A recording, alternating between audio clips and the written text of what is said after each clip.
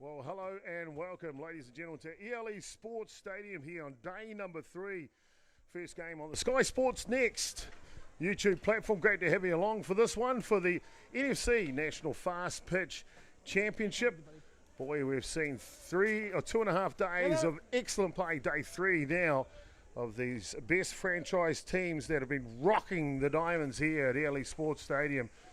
It's simply been outstanding softball. There's a log jam going through the points table. We'll get to that in a while for you, but boy, it has simply been outstanding. Let's have a look at the defensive lineup for Wellington first for you as they are out in the field. It'll be Wellington taking on Hutt Valley in this one. Wellingtonians will send up in the outfield. Zach Boyd, Damon Greasy, and Jaden Stratford left to right in the outfield. Jerome Reimaki gets a start at third base. Dante Badakatia is at shortstop. Dylan Jackson at second, and it is Wayne Laulu at first base. Tyson Byrne will get the start behind the dish for Ronnie Markia, his starting pitcher. Just about to get underway here. Hutt Valley will bat first, the green and gold. I'm Jason Gervies, aka Chopper. Joining me in the booth is Damien Collins. Thank you, Chopper. Good to be here, mate. And a little bit of a rest in between the first game and the third. Big game to start the day. Hopefully Hutt Valley got some rest as well. Has been indeed. And Ronnie Markia, Damien, what type of pitcher is he for the Wellington side? Well, Riley's still such a young player, still got a whole career ahead of him, but he can move. He can move. He's got some pace behind him. He knows how to pick the zone, and he knows how to work it. And as long as Tyson calls him in the zone and uses the zone that the umpires are giving them this tournament, then they should be all good. Three straight balls from Mark here to start off this one. Finds the zone on the inside now. Markia loves that inside pitch. Mumu just behind it, not letting that go by, but in fairness, he had 3 balls to his name. Off-speed pitch. Looks like it was foul tipped. We talk about the promising nature of Riley Marker on the hill for Wellington. What about this lead-off batter for Hutt Valley, Tane Mumu? Tane Mumu. Tane Mumu, yeah. No, he is a little dynamo, that kid. We saw him in the game earlier, magic glove at shortstop, and he also knows how to get the bat behind the ball and find a gap as well. But that time, just down to Wayne Laulu at first base, and not much gets past the big guy. No, he's a wall of defences, Wayne Laulu at first base. One away here in the top of the first innings. Brock Edderwell, third baseman now for Hutt Valley. Yeah, if I'm not happy with it, I'll call it. And just caught the end of that conversation. Head coach for Hutt Valley, Trevor Evans, just asking the question of home plate umpire Andy McManus. I think the question he's asking, are we seeing a pause from the pitcher Ronnie Markia before he throws? Well, you know Trevor Evans, he'll question it. If there's something to be questioned, he has no problem asking the questions. Outside to Adderwell. Brock Adderwell, the pickup for Hutt Valley. A lot of people know him around these parts. When we get a chance here to break in the action, we'll give you the batting lineup for the boys in the green and gold, Hutt Valley. This is always a big matchup. The two associations, next door brothers. Anytime they face each other, there's always something spectacular to happen. Yeah, no, we've been questioning if it is a big brother, little brother relationship, if it's the dirty cousins or whatever it is, but you know, it's always a good battle between the 04s. Dirty cousins, that's spoken like a true Hutt Valley, and right there, Damien Collins all the way from the 04 as well. Well, you can tell, you know, it's competition out on the field, it's competition in the booth as well. Hard drop ball, but it's over the top of the zone. Adderwell will go down to first base with a walk. That'll bring up the bat Joel Evans, having himself a tournament. He has 7 hits from 14, 500 batting average, Damien. Well, you know Joel up. He can put it in, he can get behind the bat and can put it in the spots. You see that batting line up there for Hutt Valley. Outstanding. After Evans is Fletcher. Then Brock Evans, pick-up player from Mount Albert Ramblers. Xavier Herrick, Bronson Marino, Jonathan Little, and it's Caleb Taylor, the DP role, branding out the batting order. So Hutt Valley's offense looks really good for this one. Absolutely. Either one of those boys can stand up and use the sticks.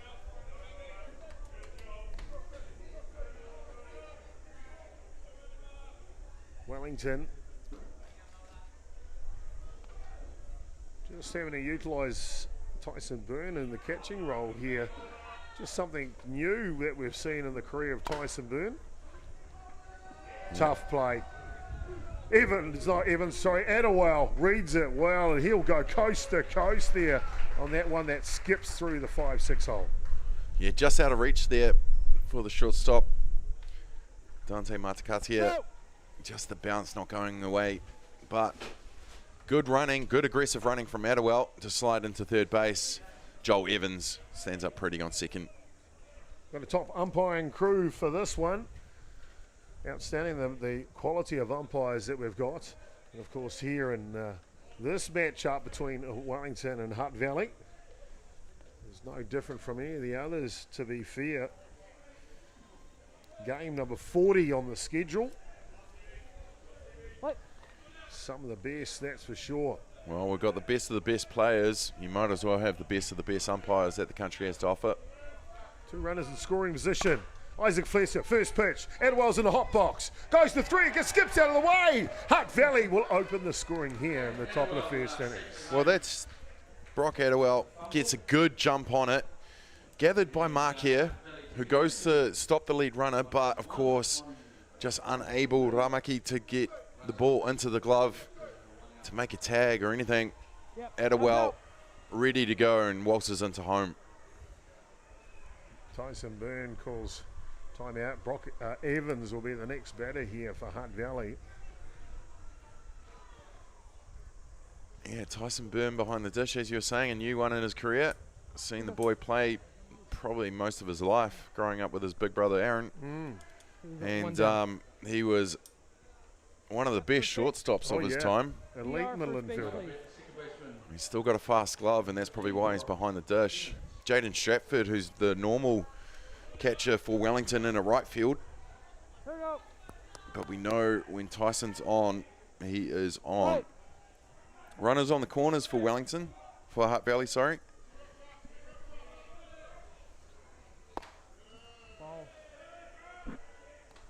Mark here trying to drop on the outside to Evans.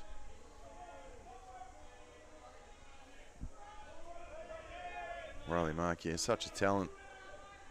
He can pretty much play anywhere on the diamond. And he can bat as well. This one gets away, a little loose on the delivery. And just like that, in the blink of an eye, Hutt Valley jump out to a 2-run lead. Yeah, that just inside and out of reach. Well, just tipping off the glove there for Byrne, but well inside.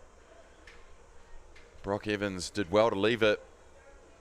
And Joel Evans coming in for another run. How many Evans can you fit in one sentence? Yeah, I was just saying. Well, there's 3 of them around the diamond right now for Hutt Valley.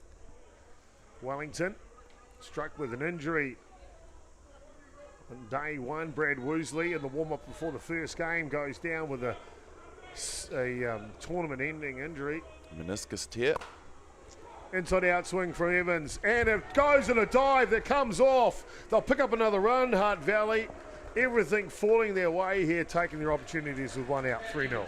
Well, Aaron Dormer, because he knew it was deep in left field, he knew he could at least get a jump on in case he had to go back to the base. He knew he had plenty of time, but as soon as he saw that ball go under, he gunned it for home base. And we have them swapping place.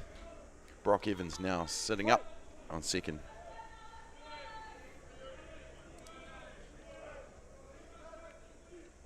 Those even boys can hit, can't they? They sure can indeed.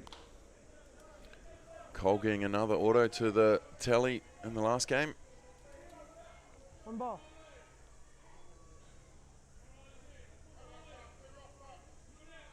Xavier Herrick in at bat, the centre fielder for Hutt Valley. He'll find a hole. Another one off the glove of Byrne. Just not getting to those high ones. Just tipping off the ball, off the mitt.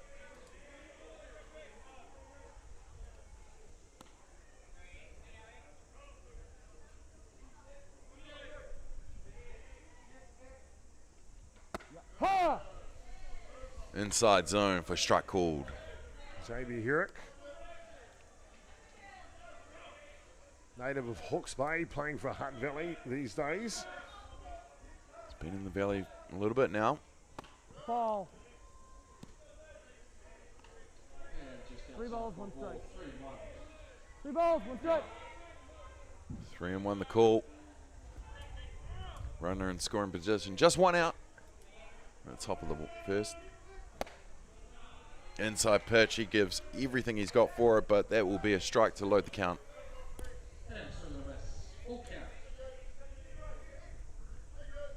Mark here, determined to stop this run-scoring fest in the top of the first innings.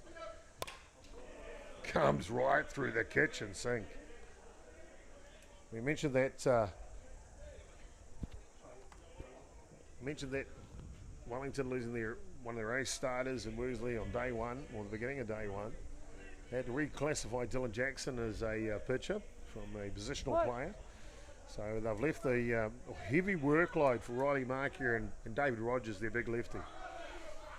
Yeah, Worsley, just a couple pitches in warm-ups. He was already coming in a bit 50-50, but warm-ups he made sure he definitely did some damage to that meniscus. And even without throwing a pitch in the tournament, he was scratched. But Riley Markia is stepping up. David Rogers, good brunt of the pitching yesterday. But Dylan Jackson, he's one for the future. We saw him at Junior Worlds last year. He was one of the standout players for the Junior Black Sox. And still such a young player.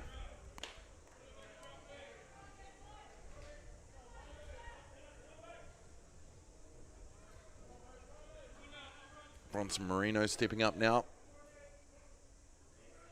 Playing in at right field.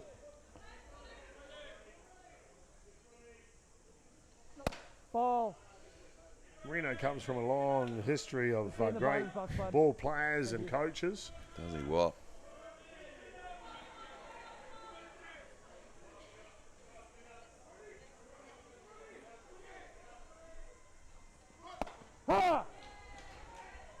Slower pitch, dropping in the zone. Marino looking for the running bunt. Can't get to it for the 1 and 2 count. 1 ball, 2 strikes.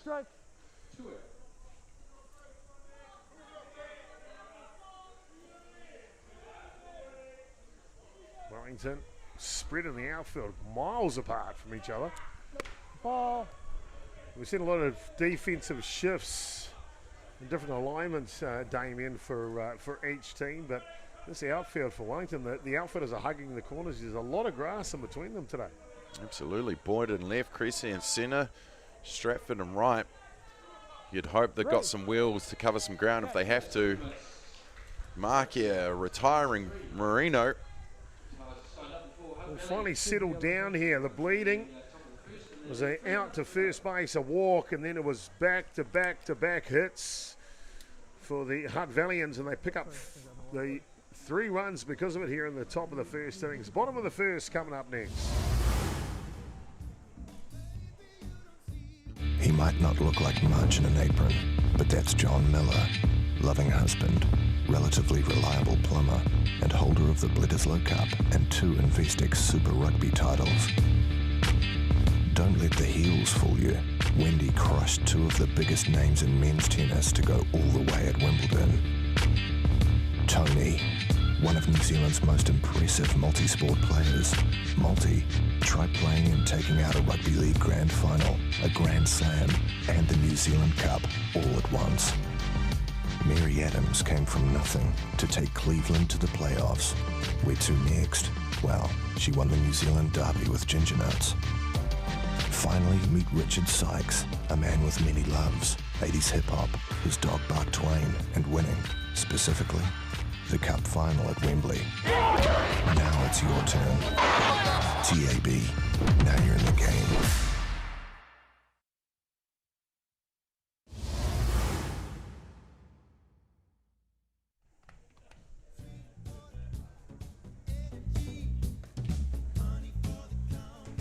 Welcome back, ladies and gentlemen, to LA Sports Stadium. It's the NFC Golden Homes National Fastpitch Championship. I'm Jason Gibbies, aka Choppy. Damien Collins joining me in the booth here. Let's look at the defense for Hutt Valley in the bottom of the first inning. You see Little, Herrick, and Marino left to right in the outfield. Brock Adderwell with that long Goldilocks. He'll be rushing at third base. Tanya Mumu, Brock Evans up the middle for Hutt Valley. Joel Evans over at first base. Isaac Fletcher catching. Yes, that's right. Catching. He did it at the Gooth. He's doing it here at the NFC. Floyd Nola gets the start on the hill. Offensively for the Wellingtonians, they have always been good. Dante Matakatia, Jerome Reimaki, Riley Markia, Wayne Laulu. It's bang, bang, bang, bang. 4 in a row. Really watch out for those 4 at the top of the order for Wellington. Tyson Byrne, Jackson Stratford, be followed by Creasy, and Zach Boyd rounds out the batting order for Wellington. And that's one. There you go, top to 9 across the field.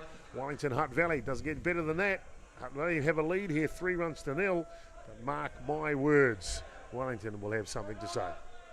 Yeah, you talk about that top 4 there, Chopper, and yes, they are names that we all know that have been around and they can do the job, but anyone that can step up for this team in the black and yellow can also find a gap when they need to.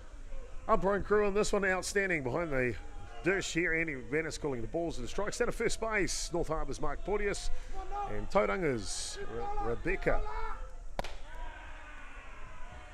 Jones out at third. Fantastic to have them. Taylor, Rebecca Jones-Taylor down at third. Great to have them along for this one. Blue Crews, they've been outstanding, haven't they?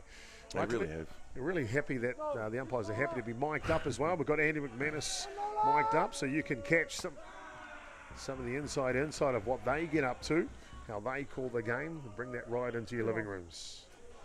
Yeah, they've been outstanding, the umpires, this weekend, coming up to us before the games, making sure we need them mic'd up, etc. But just giving that inside of how they're talking to the players, the information that they're giving them, you know, to make their game better.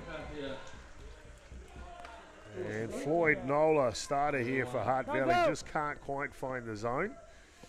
And after getting 3 runs, the last thing you want to do is walk the leadoff hitter. No, we're 4 straight as well.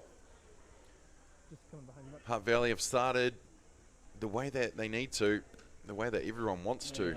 3-0 in the first. All right, guys, here we go. But you don't want to have a battle like you did earlier where you're just getting runs to let the others get runs. Going to have to be tight out in the field. And now coming up to the bat, third baseman Jerome Ramaki. He's trouble with a capital T at any time, isn't he? Capital R-O-U. That's all I know. You got further than I would, don't worry about that. First pitch. Raimaki's not mucking around today, he's all business. And it gets past the left field a little. And that'll mean Matakatia will scamper home and a slide into third base from Ramaki. Answers right back 3-1. Well, that's what we're talking about, Chopper. You know, you can do all the fine stuff to get up 3-1 in the first, but if you're going to let in runs just like that in the next innings, it's going to be a battle right to the end. Jerome Ramaki, so dangerous with the bat, and just like that, finding that massive gap in between left and centre, and just getting under the glove of Little. Doesn't get past John O'Little in left field. That did. And Ramaki sliding into 3. But I tell you, someone that can bring in that driving run, alright.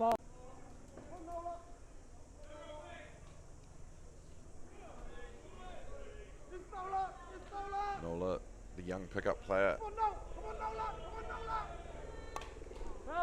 takes some speed off that one. With the check swing, will go foul ball. And that will take the count to 1 ball, 2 strikes on Markia. It was close either or, yeah. You caught it up front, mate. You hear that from Andy McManus behind the dish. I love the way he communicates with the batters. Yeah, McManus been around the game a long time. Fletcher with the hold, McManus with the jump. Will hold Ramaki on third base. 2-2 count, 2 balls, 2 strikes. None out in the bottom of the first.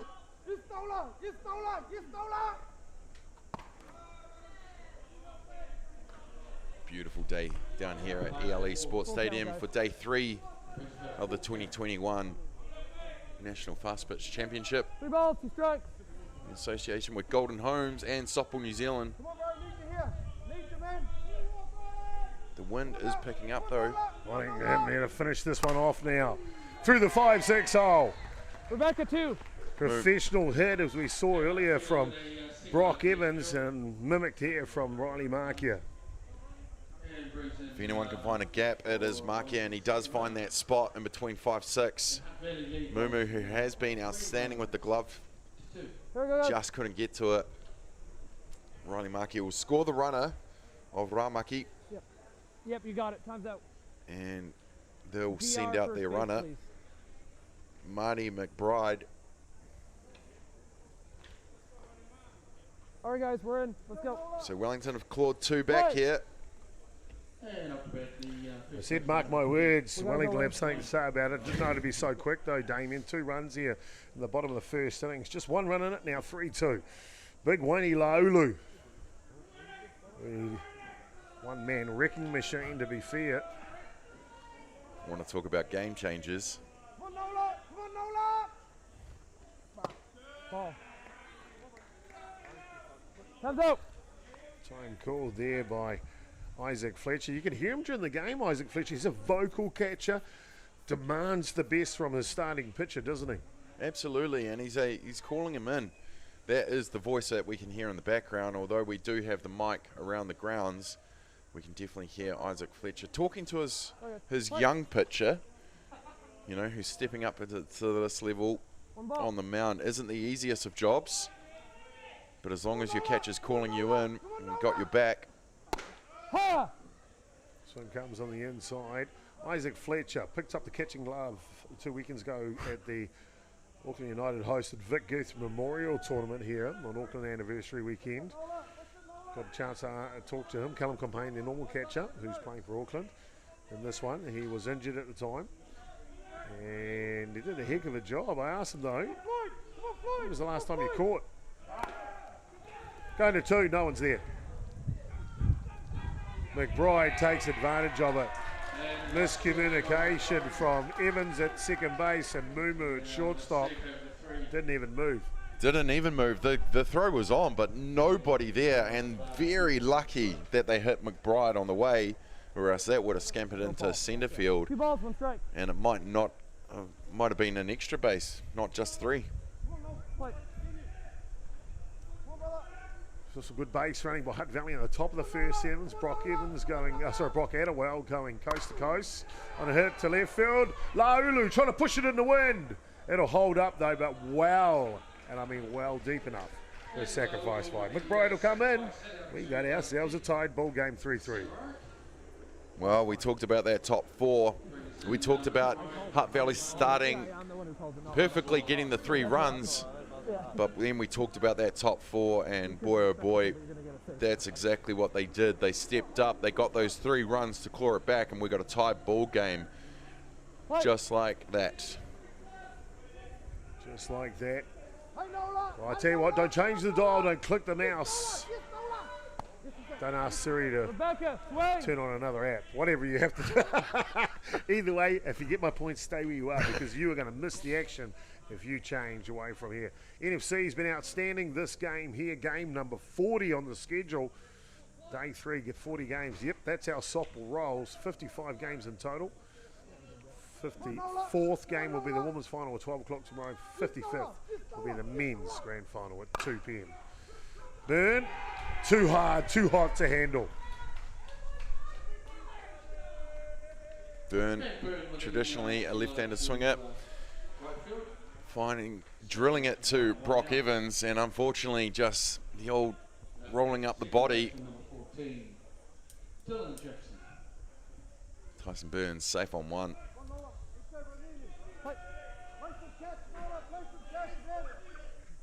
Tell me this Wellington side, we know they're good hitters. The Wellington, the reigning champions. That's right. That big final against Harbour last year's NFC at Fraser Park. To be fair, it was a demolition job in the end by Wellington. They just outsmarted, not outsmarted, just outplayed.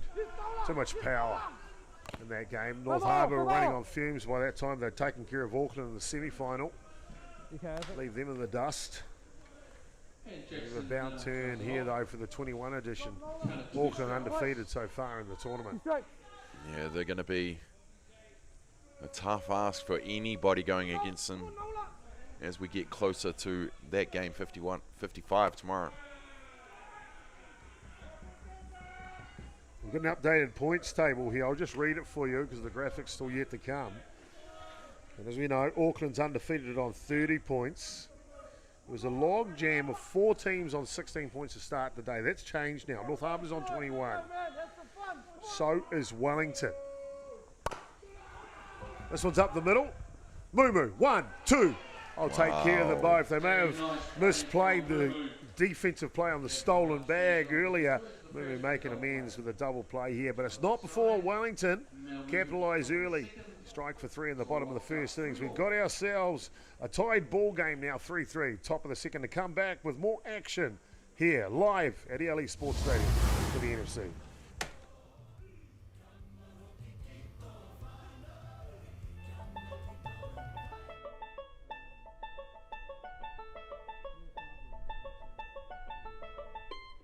G'day, my name's Brent Mulholland. I'm the Managing Director of ELE. I guess what makes ELE quite different from others is all of our people have a technical and management skill set in the sectors that we operate. So ELE as a business operates in the civil, transport, construction, engineering and oil and gas sectors.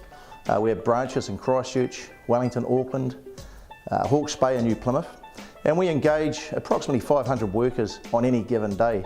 So if you're a client looking for great staff for your business, we've got people that can help. We're easy to work with, non-corporate, and we like to think we just keep it real. I'm Richard Leach from Higgins Contractors Wellington. My role with Higgins is operations supervisor, so I'm responsible for the daily planning, daily resourcing of each crew. ELE Recruitment, we're an agency we deal with for temporary staff. We've been dealing with them for 3 years now. They're a good bunch of guys to deal with. They're all down to earth. They know our business, and plus they've also got staff and leaders that have been in the industry before, so they know what we want, they know our requirements, and they're down to earth company to deal with. So if you're a client looking for great staff for your business, we've got people that can help. We have recruitment from all around the country and also abroad, and that brings a level of skill and expertise to our sites that our customers really enjoy. And in today's tightening labour market, it's a... Welcome back, ladies and gentlemen, to ELE Sports Stadium for game 40 of 55 at the 2021 National Fastpitch Championship. We're at the top of the second now, tied at 3 apiece. The two teams from the 04, Wellington, Hutt Valley, and leading off for Hutt Valley is John O'Little, playing in at left field, coming into the bats. John O'Little, another young one, Chopper. We saw him captain that junior Black Sox side last year at the Junior Worlds. What do we know about this player? Real spirited player is John O'Little. Seems to play with his emotions on his sleeve half the time. But has some leadership qualities, as you so rightly said, captain of the Junior Black Sox in Palmerston North, and tried to lead from the front, more with his actions than his words, I think. Absolutely. He's pretty quiet, but he is hearty, the boy from Dodgers in Hutt Valley. On ball, 2 strikes. I'll tell you one thing about John O'Little, he's always got something going on with his hair. He had this horrendous mullet. I don't think he'll mind me saying that last year. Right. Now I see he's got something blonde poking up the back of the helmet. Yes, I thought he still had the mullet actually, but it's a rat's tail. Yeah, it's bringing that one back. Yeah, you'd think he'd have it plaited or something, but no. It's just an area of his head he hasn't cut. I'm just jealous I can't grow any hair. Well, you could grow something at the back, I'm sure, just not on top. Love you, Chop, you know that. Can't argue. Can't argue with that.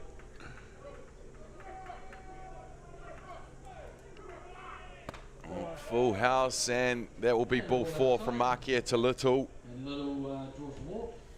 And Little will take his place on first base with the walk, and that will bring to bat another young one. He is the designated player, Caleb Taylor. Always admired this young kid coming through the grades. Always got the gear. I tell you, everything matches. He's got going on. I call him Cowboy, to be honest with you. But he knows how to deliver, and he's the only young catcher coming through the grades. But he's got a long future. Yeah, he's still only about 18, 19 years old. His father down on first base, Stacey Taylor. Known him a long time. He used to play rugby together at Avalon. Who's back?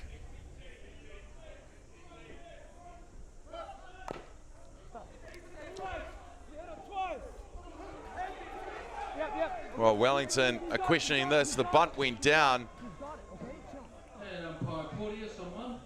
Ramaki not happy, but Porteous has it. Twice in the box. It did. It is a dead ball. Everybody questioning it. Hutt Valley just running. It's not over till the whistle, I guess. I know. And this is why I'm trying to calm him down. And Nick Venice there taking the karma action. Players come large again to tell him what the ruling was. Of course, there's only one umpire out there that makes those decisions. However, with Mark Porteous at first base assisting, he picked up the double hit, and that's why they've come back to reset. I love Tyson Burns saying, sorry mate, just got excited there. Taylor gets a piece again. Ramaki coming across, throws it off balance, well on the move, which is never easy, Chopper. Tough play indeed, throwing across his body. Ramaki looks like he just extended his elbow on that one too. Had to put some extra effort into it to make the out. He most definitely did have to cover some ground there to get the ball in the glove. But he got over to Laulu for the first outs. John O'Little, he'll be on second base, and that will bring top of the shop. He's playing at shortstop today, Tane Mumu. Grounded out to Laulu first. Ball. Damien, I've had a little chance to study the points table that's been updated in front of me. As I mentioned, Auckland, they'll be straight through to the semi-final matchup scheduled for 7 p.m. tonight. I'd say that's going to be about 7, 8 o'clock time we get to that one. Fouled away. We did have an extra hour in the schedule that allows us to catch up a little, but I still think it's going to be a little behind time. Anyway, what I want to get to is two teams on 21 points, North Harbour and Wellington. If Wellington can win this match, they have their own destiny here. They will go through because they beat North Harbour in the round robin. They'll be both tied on points, and North Harbour beat Counties Manukau, and they'll finish on 26 points, 5 points a win. So Wellington win, they're straight through to the semi-final. Tell you what, not bad for a team that lost one of their star pitchers on day one, and of course, one of their star pitchers didn't even make the trip, and Josh Pettit. Of course, yeah, one of the country's best. Josh Pettit not making the trip in this one. Then Worsley going down in warm-ups. Your confidence might have been knocked before you even stepped on the field in this tournament, but Wellington, they have not lit up. Mumu gets a piece, sending it to Dylan Jackson at 2. Who pops it up to Laulu. John O'Little will make his way to third base. Laulu will hold him back there. So with 2 out, with a runner on 3, we're tied at 3, but Brock Adderwell will come up. Brock Adderwell, of course, outstanding base running in the first innings there after the walk. He's got some wheels, Adderwell, but he's also aware. He's always paying attention of what's around him. Ball goes past, he's already seen it go past, and he already knows that he's got to head to the next one. Yeah.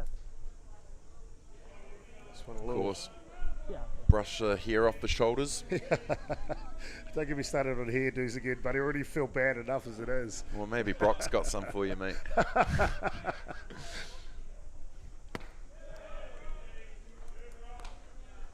Bet you there's no split ends on there either.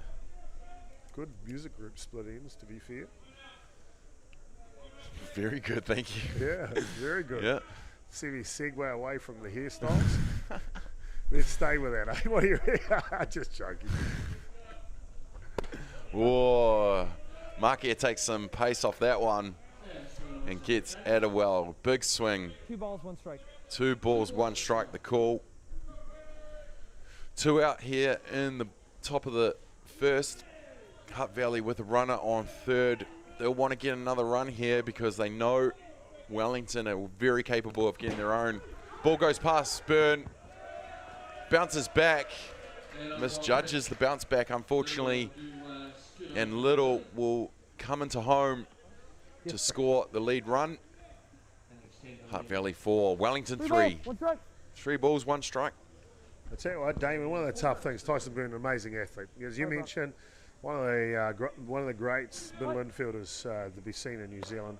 Obviously the twilight of his career, but catching's a different kettle of fish. And You're right. if you haven't plied your trade, I mean, anyone can suit up and jump in behind there with enough canoes, but if you haven't applied your trade and got time involved in it, it just takes time to actually get themselves accustomed to what's required. And that ball was in the dirt, and he needed that catcher to go down on his haunches and block it. It's really important with a runner on 3. 3. Change up, it's good, Damon, and that finishes it up here in the top of the second innings. But man, what a masterclass picking up that run and putting the pressure on this Wellington side. Yeah, absolutely. John O'Little getting on walks and making sure he gets to every base. And they will take the lead in this one. We'll go to the bottom of the second. Hutt Valley 4, Wellington 3.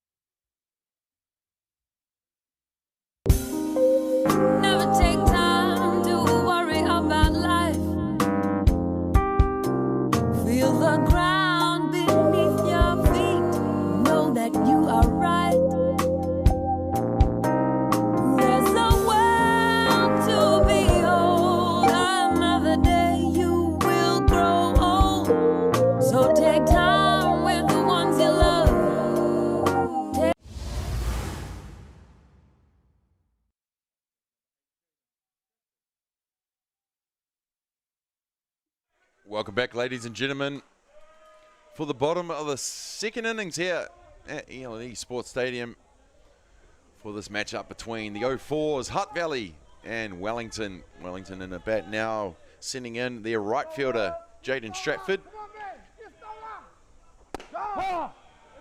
Gets the zone, does Floyd Nola for the 1-1 count. 1 ball, 1 strike.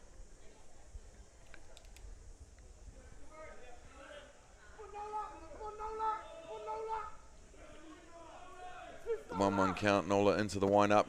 Tries it again to get to the top of the zone. But unfortunately not. 2 balls, 1 strike.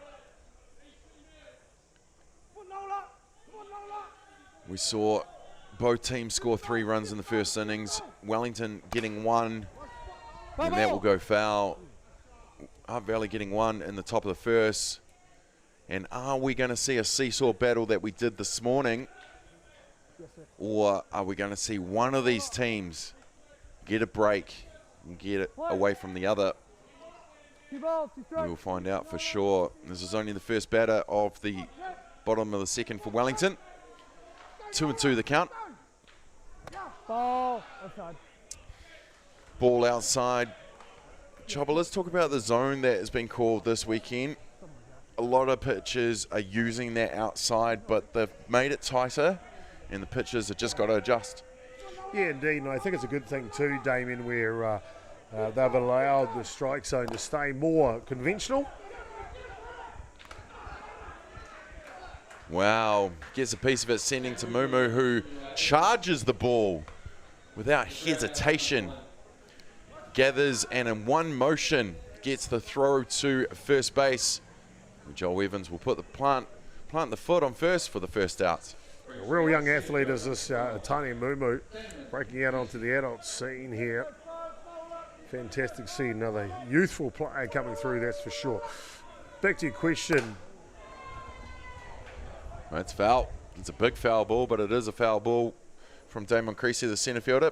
Back to the question, Shop. Yeah, back to your question about the strike zone. The umpires have decided under the tutelage of Lindsay Edwards, chief umpire for this one here at the NFC, to bring the strike zone back to its more conventional shape. So between the knees and the underneath the elbows, if you like, of the chest area, and just over the plate, keeping it straight to it. So it's more akin to the international. New Zealand tends to have more of a wider outside edge to the strike zone. And I like it too because hitters need to adjust to where the strike zone should be on an international level. So when we play those international matches against Argentina, the reigning champions of the world in the men's program, Japan, Australia, whoever, Canada, of course, we're on a level playing field. We need to know how to hit the ball on the inside of the plate as well as the outside. Well said, Chopper. And let's go off that then. We're talking about international standards and us. You know, we've won a lot of world championships, but it looks like the rest of the world, you know, they're catching up to us. You know, we're all on par, if not a little bit behind now. One of the differences, and we've seen throughout this weekend, we see it every time we're at Rosedale, our pitchers are pitching off the block. A lot of them throughout the country, they're used to the mat, they're used to the artificials. They're not used to doing this. And how have we seen our pitchers adjust throughout this tournament thus far? Well, they are still adjusting, to be honest. Yeah. Another big foul. And it'll be a bit of a learning curve, to be honest with you, to be able to learn how to pitch off the block. And for those at home who don't know what that is, underneath the infield surface here, which is a hard complected lime surface here at Rosedale Ballpark, they've got a block of timber, simply called the block. And that's where they'll put their starting feet for the pitching. And that's where Floyd Knoll is standing now, both feet on top of the block. And they have to start from that point. The difference is... Nola gets a strikeout of Creasy. Worked hard with that one for the 2-2 to get the strikeout. And that is 2 out, and that will bring up to bat the left fielder, Zach Boyd. A good comeback there from Nolan, to be fair. After a couple of long, hard fly balls down the left field line, it looked like Creasy was all over him and finishing off with something good. Well, what I was saying, the difference is with the block. Once you step off the block, you're into the dirt. Yeah. And so you've got to get used to leaping and sliding and finding a repurchase and restarting, if you like. Historically in New Zealand, we use pitching mats. We have a heavy rubber production belts, basically. And we do that so we don't rip up the ground. It's easy on the ground staff. You get more multiple games on in a day. But you don't have the same problem of slipping or sliding in the dirt you've got to contend with. One of the benefits, though, of going off the block, when you do leap, you can really leap and let go. Well, that just foul ball, inches, game of inches, and that doesn't get closer. And when I say you can really leap, well, here's an example. If you're on the driveway, tail seal driveway, and you stand there and you try to leap as far forward as you can go, right? You try that leaping into a sandpit and see how much further you go there. You just can go, right? You feel like you can go further. And that's what happens when you pitch off the block. Strike called on that one. Takes the count to 1 ball, 2 strikes. Wellington, no runners on. Zach Boyd, the third batter of the innings. This is what Hutt Valley will want. They'll want to keep their foot down, not getting a run and giving a run like they did earlier today in that epic 3-hour and 19-minute encounter with North Harbour. Oh, Titanic matchup, but there's been a lot of those this week already, hasn't there? Absolutely. We've seen both the men's and the women's side of the program. Simply outstanding here at the Golden Homes NFC. Floyd Nola. Jordan Mumu, not much gets past him, and he scoops that up just like he has done and gets it over to Evans. Mumu to Evans, rolls off the tongue. No runs scored in the bottom of the second. We'll go to the top of the third. Hutt Valley 4, Wellington 3.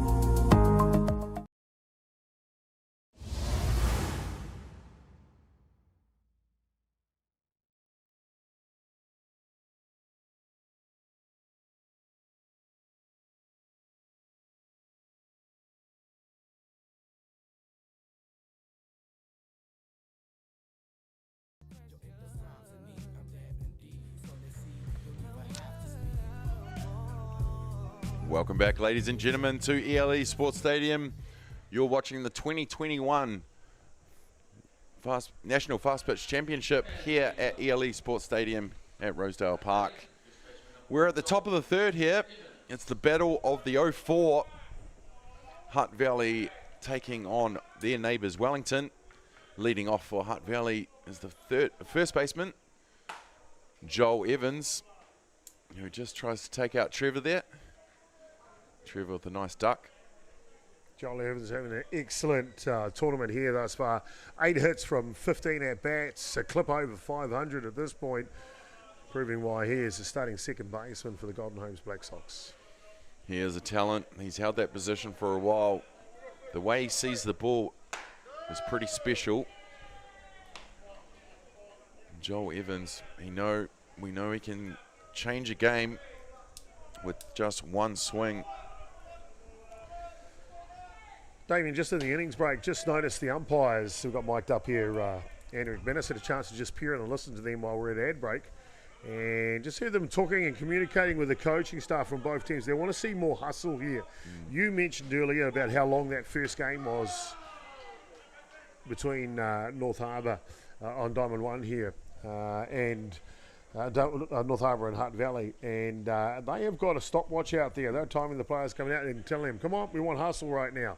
No more of these 3-hour games going on, that's for sure. Not under the watch of Lindsay Edwards, the umpire-in-chief. Well, we talk about international standard, bringing it all in, and especially at our elite level, being this as elite as it gets in this country. So would there be a question of bringing in the stopwatch like they do at international games? Yeah, definitely it is a possibility. We've had the 20-second clock running at the NFC before this year. They chose not to, but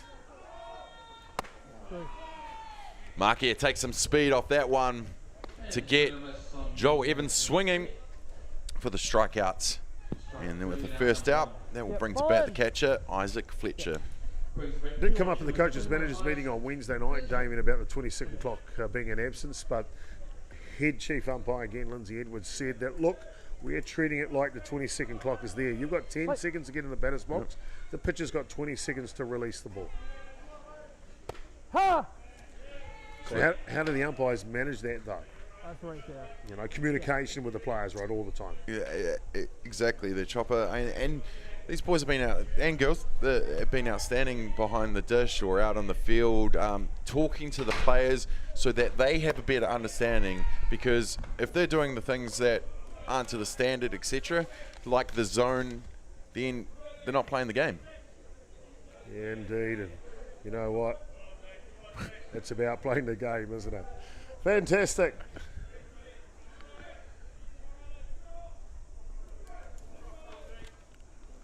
Markia just loses his footing there. He fell right into that little hole. And that's one of those issues with the block, isn't it? You can make a big divot out there. And there goes your ankles. Oh, I tell you what, Isaac Fletcher didn't even flinch there. I tell you, he's got the biggest canonias I think I've ever seen. There was a hard drop ball at the back of his head. Just missed him. Ball. Same again, outside there from Markia. No Marky, just a little smile on his face. Unintentional. You're right. It was just the way he fell in a divot on that leap into the sand pit. Right, Marky. You won't get to that one. Yep, take it, please. And that will take the count to 2-2. Yeah, that was looking good. For those joining us now on the YouTube Sky Sport Next platform, great to have you along for it. Isaac Fletcher, I tell you what, he's the salt in the SWAT when it comes to Rosedale Ballpark. He has been outstanding through his career here. Well, it's a pretty special park, and I imagine that any player that gets a chance to come here and play will treat it just like that. It goes left, deep left by Zach Boyd. He judges that nicely, and that will be the second out here in the top of the third. Interesting little conversation there as Fletcher comes off the diamond, goes past Riley Markia. Markia just explains to him there was unintentional, that ball behind the head. Oh, I don't think Riley Markia would throw it straight to the batter. Considering Isaac Fletcher's the catcher for the opposing team, probably good that he sorts that out. Yeah, keep him sweet. Otherwise, a few of the Wellingtonians might have a bit more black in that uniform on the body. Oh, yes. Well, bringing to bat the second baseman, Brock Evans. He got a piece of it in the first innings. He's got a piece of this one, but Zach Boyd under it to make the catch again, and that will retire the side. With 3 up and 3 down. No score in that one. It's getting tighter, but Hutt Valley still lead this one, and we'll go to the bottom of the third. Hutt Valley 4, Wellington 3.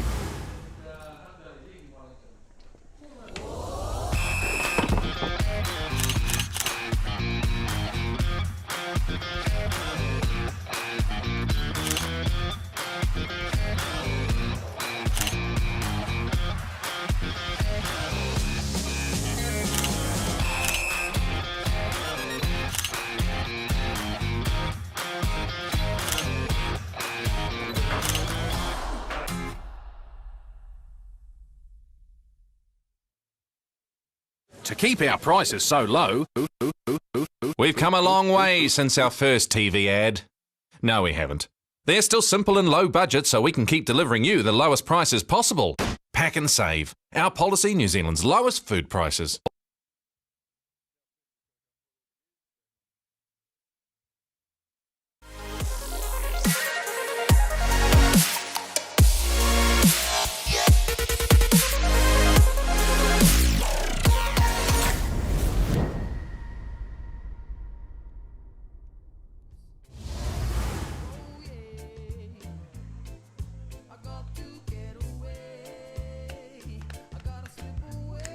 Well, we're back here, ladies and gentlemen.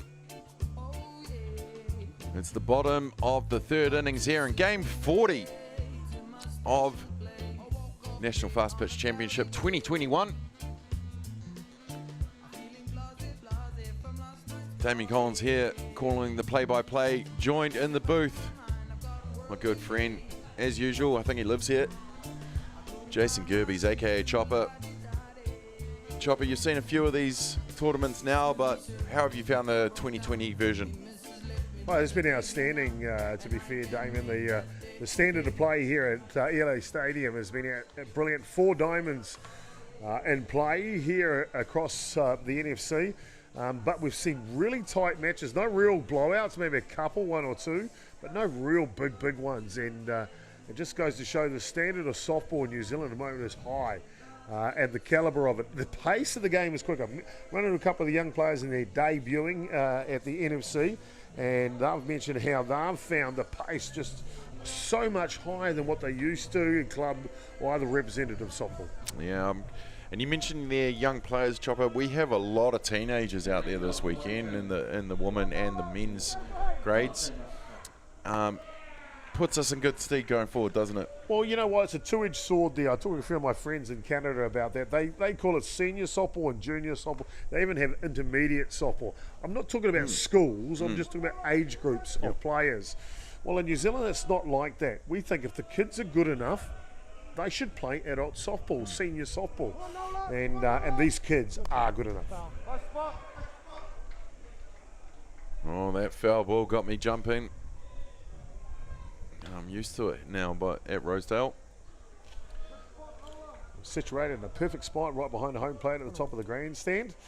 Right down the gun barrel of the pitching zone, if you like. Perfect view of the whole field. Absolutely. What a picture. What a picture.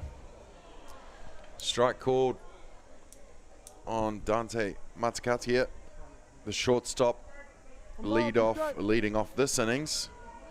He was walked in his first at bat, crossed home plate pretty easy.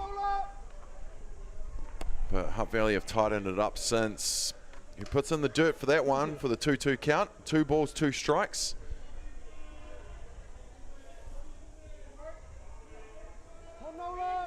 We know Matakatia can get a piece of it.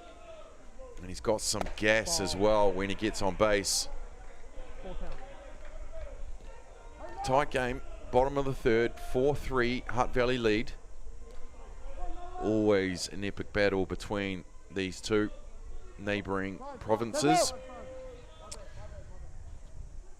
Of course, they both have their own competitions, usually played during the week. And then they come together and play in the intercity competition on the weekends against each other. Always for bragging rights, of course. Well, Matakatia goes down on a strikeout, and that will bring to bat with the first out the third baseman, Jerome Ramaki. And we know when Romy Rome gets a bit of that ball, he can change a game. And with Wellington down a run, they'll want to claw this back quickly before Hutt Valley have another chance to do so as well.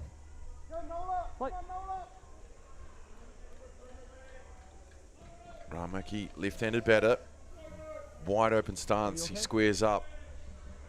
Imposing figure in the batter's box. Just about to say that. He's yeah.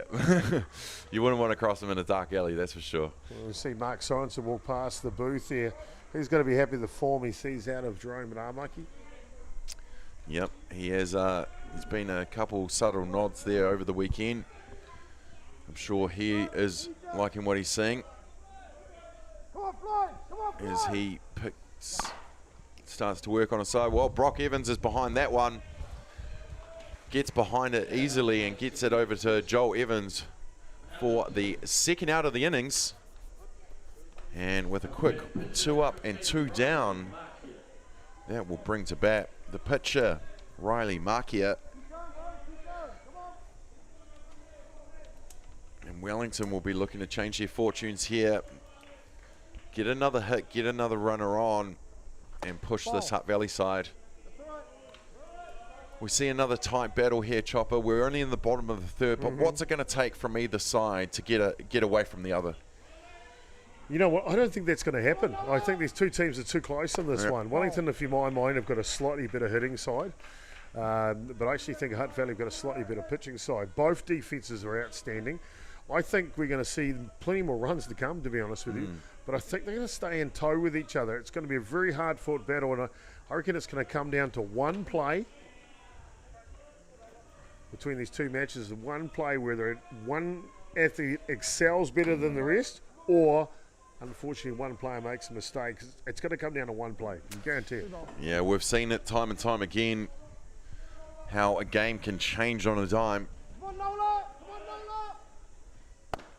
Down in the dirt, Mark here will make his way to first base with the walk, and we'll probably have a runner come out for him as well. Marty McBride will come out for a run around the bases, hopefully. And I tell you, if there's someone that can move him around the bases, it's big Wayne Laulu. The gentle giant that he is, but not when he's on the field. Yeah, you got it. This will be interesting. Timing for that. A little bit of dust just blows in Laulu's eyes. You see the flags in the back. They are pointing straight towards us. The wind was going from our right to left, so first base to third base across the diamond. Now it's coming straight down from centre field which might give the pitchers a little bit of help, but also put the batter off with a bit of lime in the face.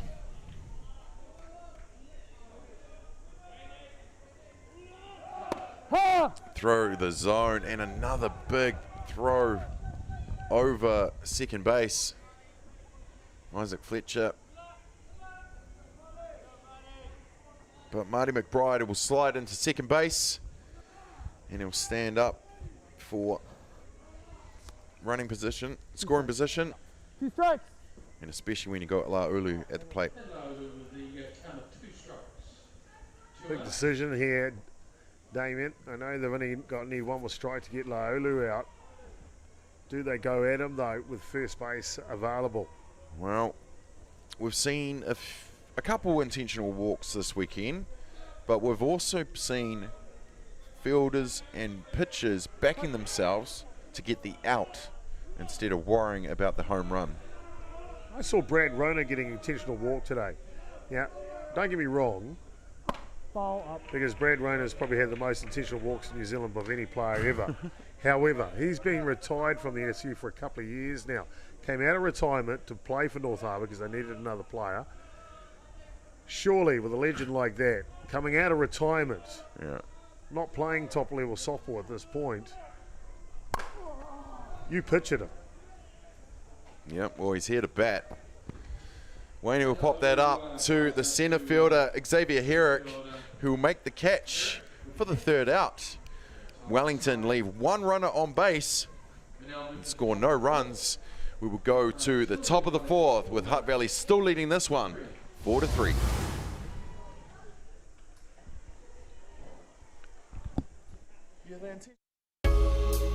They say your home is where your heart is. I know my home is here with you. There's a world to behold. It's a better home you own with golden.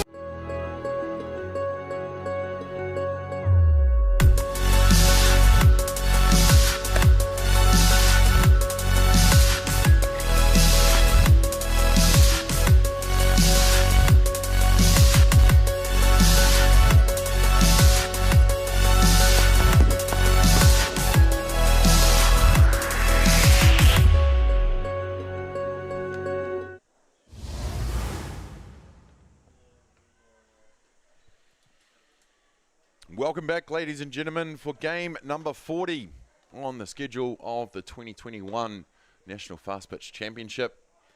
Damien Collins along with Chopper Gerbies in the booth with this one, the Battle of the 04, Hutt Valley versus Wellington. It is a tight one at the moment. Hutt Valley leading this one 4-3 as they go into bat. And with the lead off, getting the last out of the last innings, Xavier Herrick. He struck out at his first at bat, but we know the boy from Hawke's Bay can put back the ball. You sure can, Damien. But just a premeditated swing there on that first pitch. He needs to settle down here.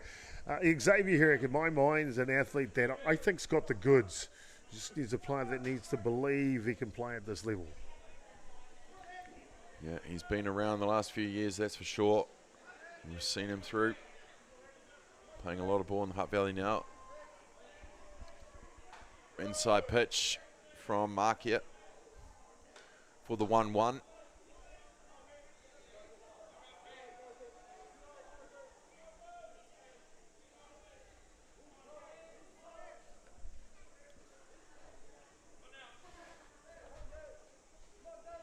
Bottom of the fourth here.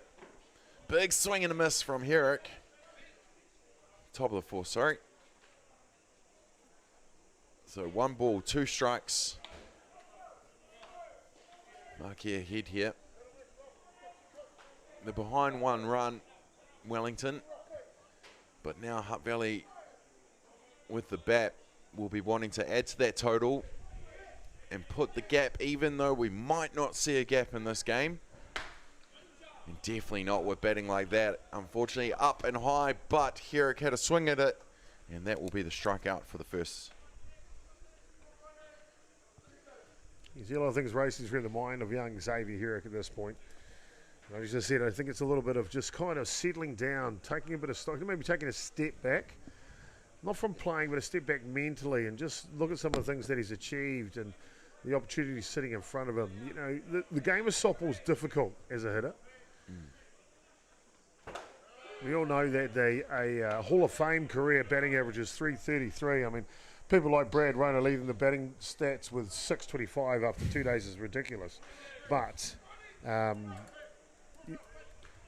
what I'm trying to get to here, 333 means you failed 2/3 of the time. And yet that's a successful Hall of Fame career batting average. So stake stock, mentally stay in the game. Good things will happen. You mentioned Big Brad having retired and coming out of retirement for this one, is sitting on top of that the batting stats after 2 days. And considering he has been walked a few times, we just want to see the big man here batting. Well, here's the question for you. He comes out of retirement for the NFC. If he finishes top batter, he's going to Club Nationals, I understand, possibly been picked up by Puniki Calburni for that one. If he finishes top batter in that, what does Mark Sorensen have to do for next year's World Cup? Bring him out of retirement for that internationally? Surely not, but what do you say when guys are just doing that? Well, he's a different beast, old Brad Rona. He still sees the ball like a beach ball. And if he is still hitting like that, maybe. It is here. It's not as if he has to travel for it. The next Worlds in 2022. I think Brad Rona might have something to say about that himself too, though, to be fair. I mean, arguably no one loves the black jersey like Brad Rona does, and an amazing career. 16 years, I think it was, approximately 16 or 17 years he played for New Zealand. One of the highest test capped players. I think he has the highest batting average all time. Wow. For all Black Sox players, but I think he would say, well, wait a minute, it's the next generation's time. They have to step up. I mean, at my mind, I would keep him in the mix as far as what he can bring to the dynamic. He had a big, not only as an athlete as far as performance on the diamond, but what happens off the diamond, the togetherness, the culture of the Black Sox, and a lot's been said about the culture of the Black Sox, and he brings a lot to that. No, most definitely. And I understand what you're saying, and Brad will probably say that, you know, it is the time for the next generation. But, hey, mate, if you're still one of the best, you're still one of the best. We've just seen a 43-year-old win his 7th Super Bowl. So, you know, Brad's got 5 rings, doesn't he? 4 or 5 rings? You did right. And we saw that with Jared Martin, Thomas Markia, 2013, getting the call up to come back one more time. Even saw that with the current Black Sox coach, Mark Sorensen, 2004. That's right. Don Tricker gets on the blower, says, we need you. And they call him back. Now we'll see. We'll see after 2 days. We'll see after 4. John O'Little in bat now. It's a full house, 3-2, and he'll take the walk. He's keeping an eye on it. It did go in the dirt and behind Byrne. Jonathan Little will take the walk. And that will bring to bat his old mate from Hutt Valley, Caleb Taylor, the designated player. Bungle, known to most from Hutt Valley Marist.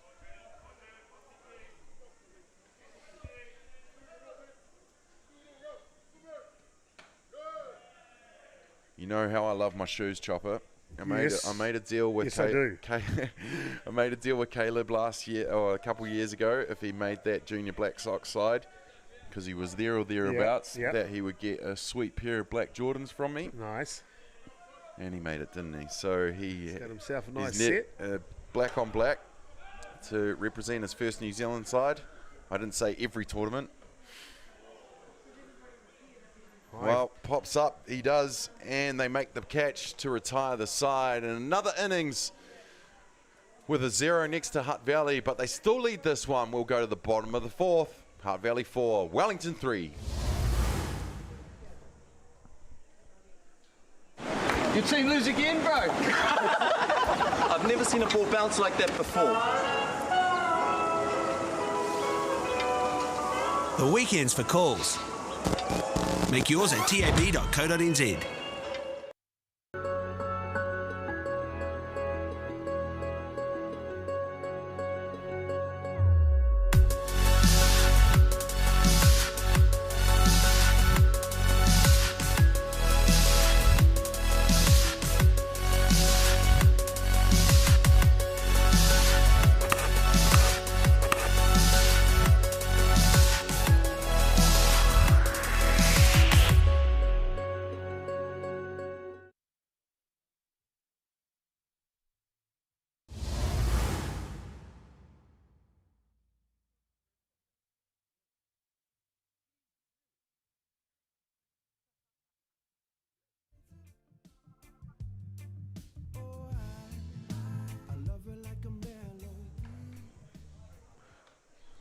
Welcome back, ladies and gentlemen. Thank you for joining us here for this matchup between Hutt Valley and Wellington. You're watching on Sky Sports Next YouTube channel. Thank you to Sky Sports for picking up our game and broadcasting it to the world. You can also catch it, the link on the National Fastpitch Championship Facebook page. And if you're there, drop us a line. Say what's up. Tell us where you are watching this game from. And if you're near, come down because there's still plenty of action happening on day 3 before the all-important Championship Sunday. We're at the bottom of the 4th. Leading off for Wellington is Tyson Burns, who gets a piece of it, sends it over the centre field, and he stopped. He should have run it out. He thought it was going to get caught and almost slowed up running to first, but once he realised it had gone over the head of Xavier Herrick, that's when he put the burners on. Yep. Oh, to be fair, that's probably just because he started catching it. He's caught the bug type thing. He can only run so fast now, but back in the day, he would have legged that into a triple. Oh, absolutely. Well, ladies and gentlemen, it's the 3rd game on Diamond 1 today between Hutt Valley and Wellington. We are running behind schedule. We apologise for that, but there's just been too good of games. The bunt goes down. Adderwell's there to scoop it up. Easy. And Marty McBride will be safe on 3rd base in running for Tyson Byrne with the sacrifice bunt from Dylan Jackson for the first out. And that will bring to bat with 1 out. The right fielder, Jaden Stratford. Going back to the games that we have in store for you here. Still to come on Diamond 1 is Auckland versus Hawke's Bay. The first time we'll see Hawke's Bay on Diamond 1 this weekend. They're taking on the unbeaten Auckland. It's going to be a tough ask for the boys from Hawke's Bay. That was due to start 4 o'clock, so we are running behind time. So at 4 o'clock, we have Auckland and Hawke's Bay. Well, it's past 4, so it's definitely not then. But then the main event today is 1v2. The winner of that will go straight through to the final tomorrow. The loser will have another chance. But it is anyone's ball game at the moment. It's pretty tight at the top. It's definitely Auckland going through. Harbour or Wellington or Hutt Valley. It's going to come down to numbers. Floyd Nolo on the mound. Hit from Stratford. Jordan Mumu. Dynamo on the glove with the glove in at shortstop. Throws it down in the dirt there. Over in time with Joel Evans behind it to make the play. And that will be the second out. Just an update on that schedule as you were talking about, Damien. Yes, I think we're running somewhere between an hour and a half behind schedule. So that 4 o'clock matchup between Auckland and Hawke's Bay. We'll get the conclusion of this one. We think that'll be around about 5 to 5:30 kickoff time. And the 7 o'clock matchup, I reckon, is going to start at about 8 o'clock. It's going to be somewhere in that timeline. So hopefully we're trying to get back to schedule. The umpires are working their hardest to get the games moving quicker. But it is what it is. That's where it's running. Well, lucky to everyone, it's good softball they're watching. So I'm sure they don't mind. I know there's a lot of people at home that had the Chromecast going for that epic battle this morning. And I'm sure there's a lot of people this afternoon doing just the same. A lot of people down here at the park enjoying the sun. And what a park it is. It's one of my favorites. Anytime I get the invite, yeah, as long as it doesn't jeopardize my team at home, I'm here. Big season. 2 balls, 1 strike is the count on Damon Creasy, the centre fielder. Wellington with the runner in scoring position. Inside pitch. 3 balls, 1 strike. 2 out here at the bottom of the 4th. It's a big opportunity, though. Let's not forget here, I mentioned that Wellington have something to say after the first 3 runs scored. They did score 3 in the bottom. They haven't answered the one that Hutt Valley picked up at the top of the second. Their opportunity is right now, isn't it? Well, the runner's only 60 feet away now, runners coast to coast. Very much so. Very much so. With that walk, that will put runners on the corners for Wellington. They're going to call time and just have a quick talk to Floyd Nola, the young man on the mount here for Hutt Valley. Wellington with 2 out, runners on the corners. They're going to send in the left fielder, Zach Boyd, who's made a couple plays in the outfield with the glove. And this is the moment. He drilled it out to shortstop his last at bat, but in fairness to him, not much has got past shortstop. This one, he'll be trying to find a bit of green and tie this ball game up.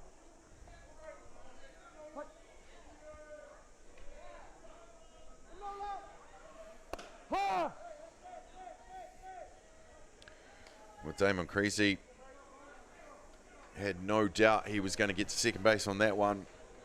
And Marty McBride just holds up on third base. First offering from Boyd was a strike. And now Wellington with runners in scoring position. Fouled away, will put him in the hole. No balls, 2 strikes. And can Wellington convert here with having 2 runners on base? I'll tell you what, interesting though, is Hutt Valley resting all their eggs in Floyd Nola here. Allowing Rosie on down to second base. 2 runners in scoring position, so they may not just tie it here, they'll grab the lead. Oh, he gets him, bottom of the zone. Gets him looking for the strikeout call for 3 straight pitches from Nola. Comes back here to retire the side, and no runs scored from Wellington in the bottom of the 4th. We'll go to the top of the 5th innings. Hutt Valley still leading this one, 4-3.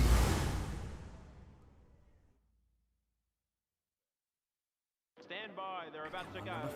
Second pitch spot next was O'Daya, 3 wide.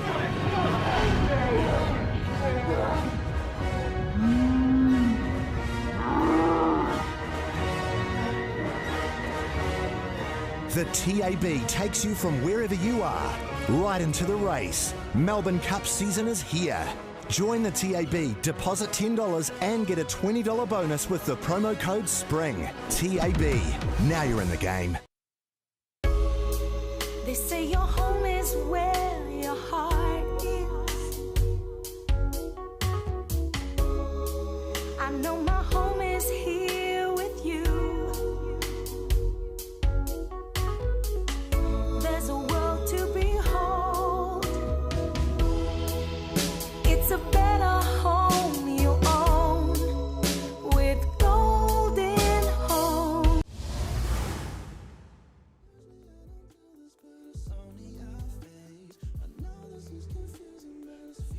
Welcome back, ladies and gentlemen, to ELE Sports Stadium for the 2021 National Fastpitch Championships.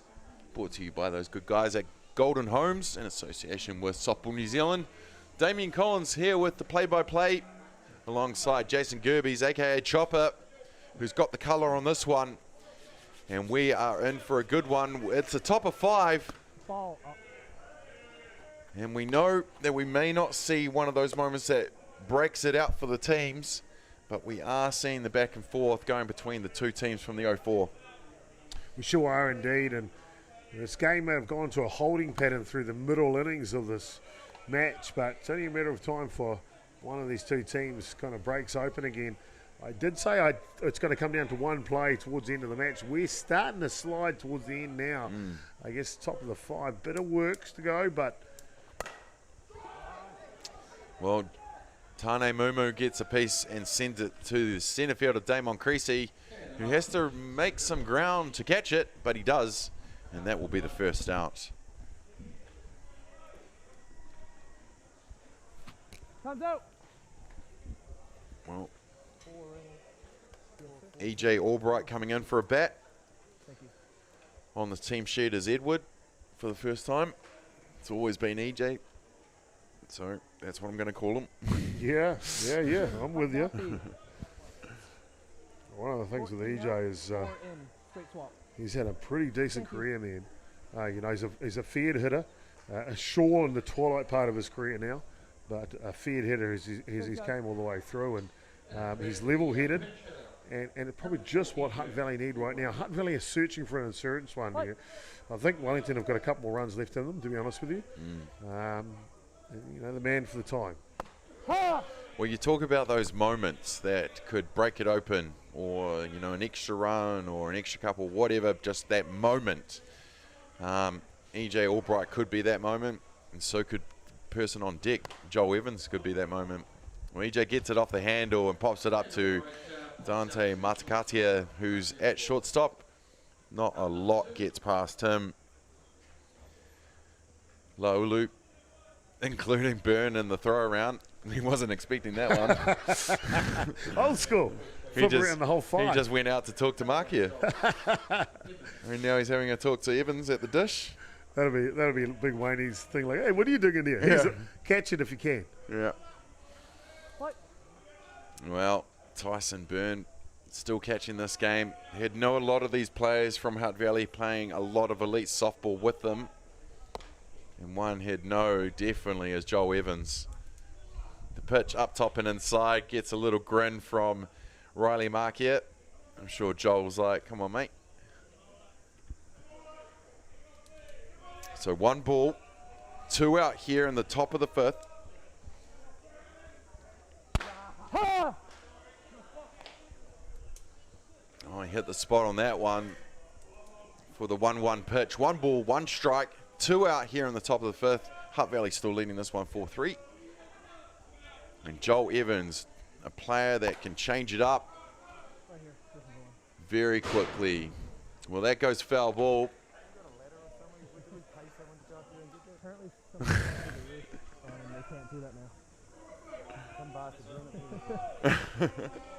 Tyson Byrne asking the question, where do they go? Do we have a ladder? It's like Tyson Byrne's paid for all these balls personally. I know, hey. I want my money back. Well, that was more in the zone there. Joel Evans pops it up to right field, where Jaden Stratford doesn't have to do much for it. Just puts the hand up, makes the catch, retires the side. Another 0 innings from Hutt Valley. It's a tight one. We go to the bottom of the 5th. Hutt Valley 4, Wellington 3.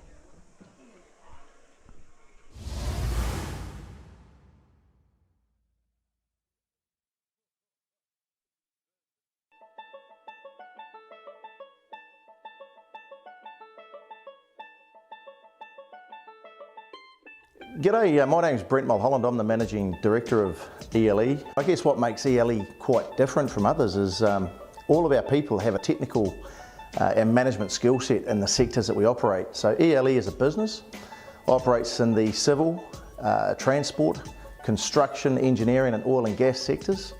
We have branches in Christchurch, Wellington, Auckland, Hawke's Bay and New Plymouth. And we engage approximately 500 workers on any given day. So if you're a client looking for great staff for your business, we've got people that can help. We're easy to work with, non-corporate, and we like to think we just keep it E&I real. Engineering is a specialist sheet metal fabrication company. We would operate a fibre laser machine. We've got 4 press brakes, about 15 welding bays with robot welding involved, shot blasting, powder coating, rotational plastic. Welcome back, ladies and gentlemen, for this epic battle of the 04s here at the 2021 NFC. Matakatia leading off for Wellington, puts down the bunt and he beats them out. So he is safe on first base. And Chopper, that's exactly what you want from your leadoff. Exactly. I mean, he knows that Wellington need to score a run soon before it gets a little late in the piece. And top of the shot, perfect time, catching the infield. Maybe a little snoozing a little here. Well, we talk about that moment that we're looking for in this game. It's not going to be a blowout. It's not going to be opening up anytime soon. It's going to take that moment. And that moment could come from Jerome Ramaki, who knows how to put the ball over the fence, that's for sure. But maybe just getting him in play would be nice, because he has a chance here with the runner on one to move him.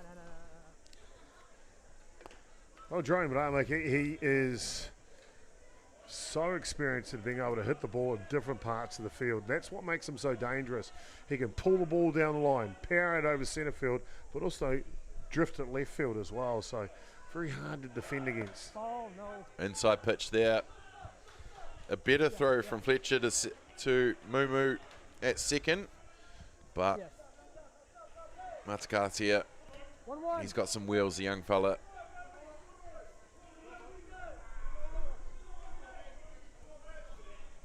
Well, runner on 2 now. 1 ball, 1 strike. Floyd Nola on the mound for Hutt Valley. And there you go. There's a game changer right there. Jerome Ramaki getting every piece of that, driving it over the top of Joe Evans at first base. Bronson Marino can come in and scoop it up, but with the gas that they had at second base with Dante Matakatia, that ties the ball game just like that. We're at 4 apiece. Oh, Jerome Ramaki, we just talked about how he can hit in different parts of the field, pull it down the line, over centre field or drift it left, and this time he chose to pull it down the line. There was no way anyone was getting a glove to that. No way. Makes him so dangerous. But boy, oh boy, I told you Wellington weren't finished with scoring. Who scores next? That's the question. Indeed. Tied at 4 now in the bottom of the 5th. Riley Mark here hits it to Jordan Antane Mumu. And for the first time today, it bounces off his glove.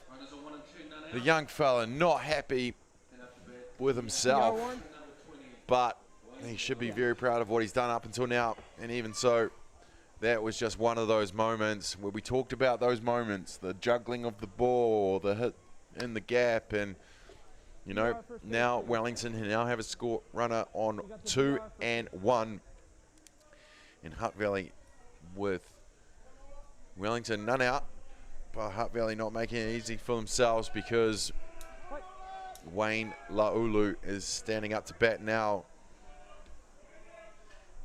and we know what Wayne can do. Dead ball in the box, They might have got a bit of look. They won't be able to see that from out there. Yeah. They would have said, they'll say something.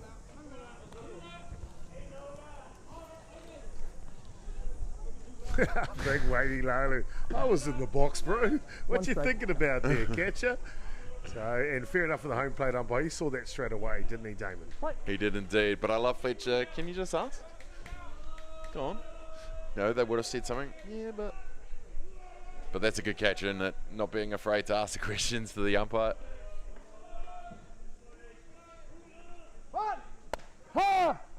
Strike called on Laulu. He squared up for the bunt. Ball went under. but it was still in the zone. And that will put him in the hole. 0-2. Laulu will want to get back to ball here with runner in scoring position. And we know Ramaki can also pin his ears back.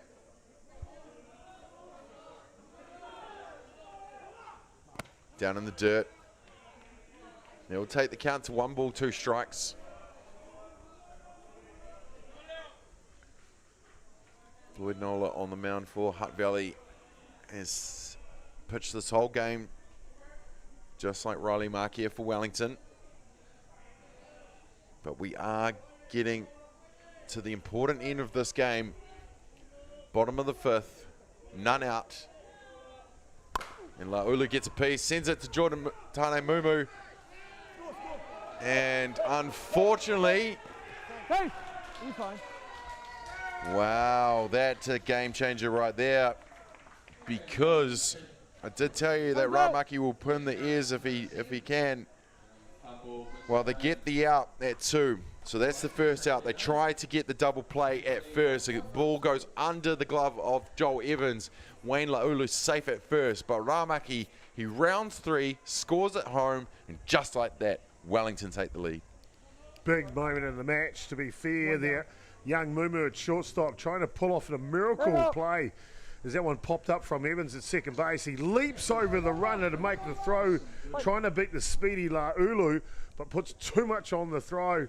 I think if the young fella had that opportunity again, he'd hold on to the ball because he's just surrendered the lead here for Hutt Valley.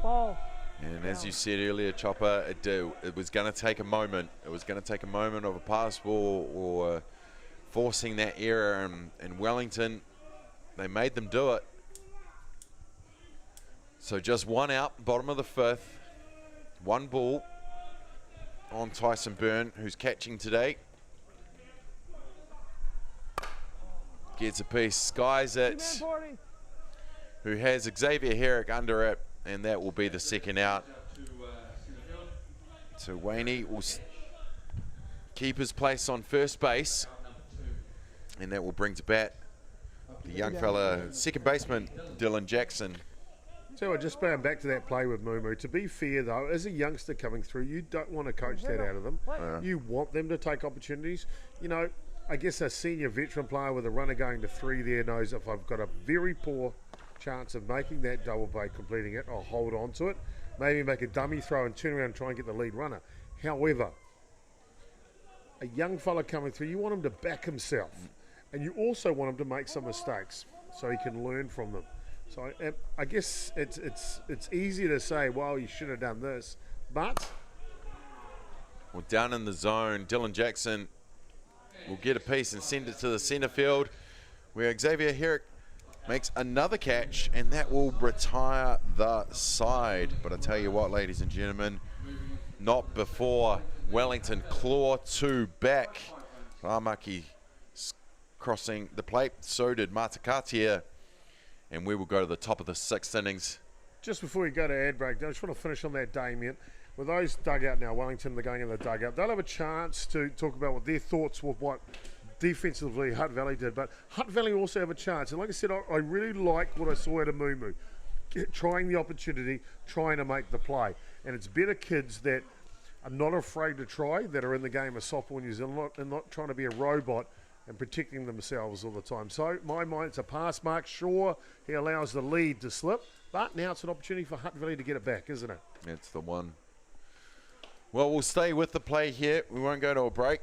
So, what is coming up in store for you, ladies and gentlemen? Well, you see the times on the left there? Don't worry about that. Don't worry about that. Just worry about the games that are in front of us. So, coming up on Diamond One's game number 43. That is Auckland versus Hawke's Bay. It's going to be a tough ask for Hawke's Bay. We haven't seen them on Diamond 1 yet, but have we seen Auckland? They are on a roll at the moment. And then we've got a game at 7 o'clock. Well, probably 8 o'clock is going to be a good game tonight. Yep. It's 1 versus 2.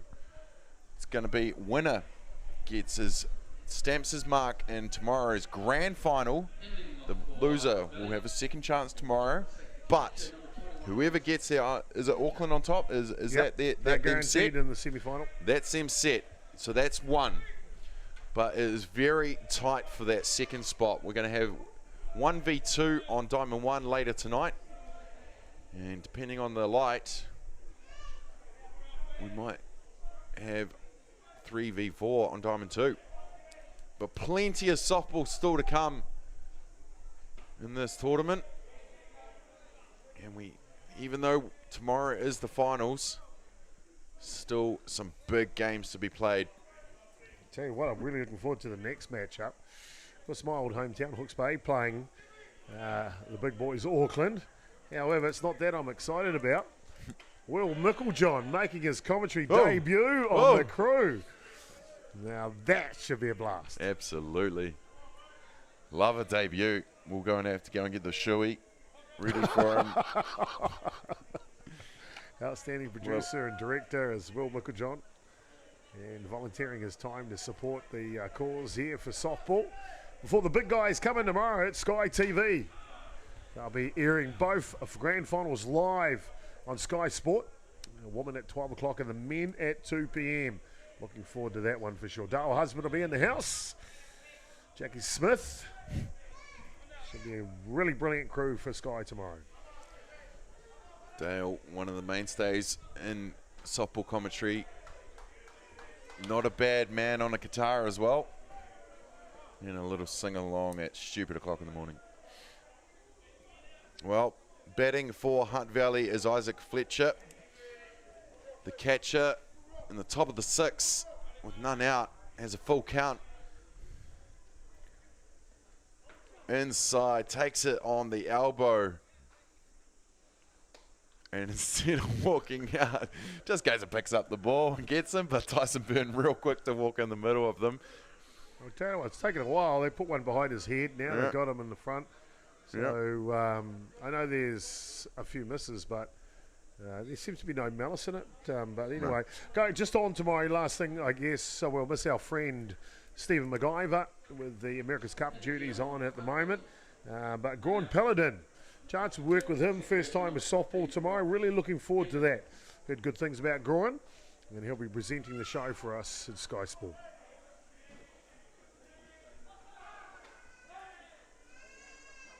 Well, the first offering to Brooke Evans outside, but he had a nudge at it, so it's a strike. None out here for Hutt Valley. With Wellington getting 2 in the last, they've taken the lead, so Hutt Valley needs to claw this back here to keep in it. Oh, and they won't do it with that. With that bunt that went straight up to the shortstop, Dante Matakatia.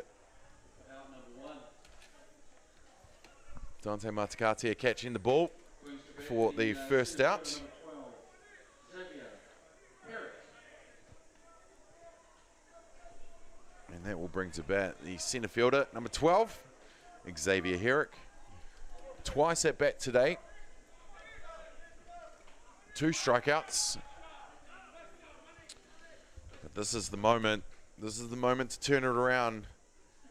Top of 6, 1 run in it against your neighbours from home. Bragging rights for the next 12 months almost.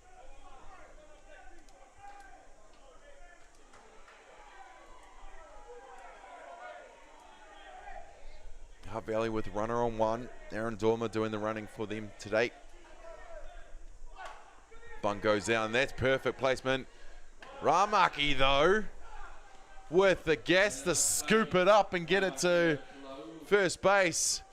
He's made some outstanding plays today, hasn't he? Mate, he is outstanding on that hot corner, and that's why he is probably one of the first names that goes on that list when picking a Black Sox side. He's an athlete for sure at third base, as Jerome Aimaki. You might mind me saying he's not the smallest man anymore at third base, but boy, he moves around like a cat. Oh, the agility.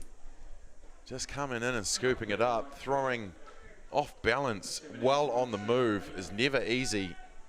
Some of us can't even throw standing in one spot. Top level play from Aimaki. Oh, mate. The elite of the elite this weekend, ladies and gentlemen. So with 2 out, Hutt Valley running out of options here to tie this up. But it still is the top of the 6, so they still will get another one. But Ball. So Hutt Valley with a runner on 2, Bronson Marino at the plate. 1-1 the count. Oh, yeah.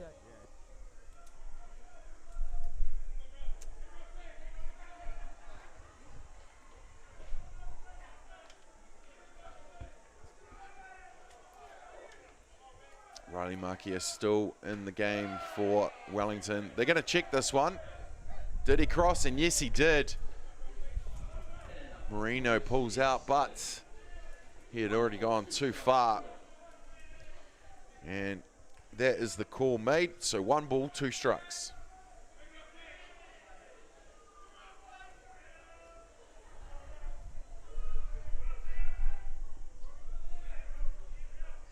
One ball, 2 strikes on Bronson Marino. Outside pitch there from Markia. 2-2 the call now. 2 out. Jono Little on deck. Runner in scoring position for Hutt Valley. All Marino needs to do is find a gap. Outside zone. Tyson Byrne with the walk-off. Thought that was in the zone. Frame job wasn't enough for the catcher for Wellington. Had to do the sell job as well. And we didn't even try and frame that one. He was just straight. Yeah, nice strike out of here. But just outside the zone. Well, big moment for Hutt Valley though here, isn't it? Absolutely. Full house, 3 balls, 2 strikes, runner in scoring position, 2 out. Down in the dirt. And another runner on. Marino will take his place on first base with the walk. And that will bring to bat the left fielder, Jono Little. And up to bat the left fielder, number 7, Jonathan Little. Well, as you see, Wellington taking their time here to reset and get going. Well, I tell you what, this we talked about this game getting to moments. I think there's been quite a few moments so far already. To be fair, Damien. However, there's a lot happening here, and I actually think there is going to be a lot more moments to come. And just got the umpire's mic back up, but that's good. A few more moments to come here. This could be one right now for sure. Jonathan Little. Every hairdo under the sun. But you know what? When you're playing so well as a young athlete, you can wear any hairdo you like. Jonathan Little does play well. Oh!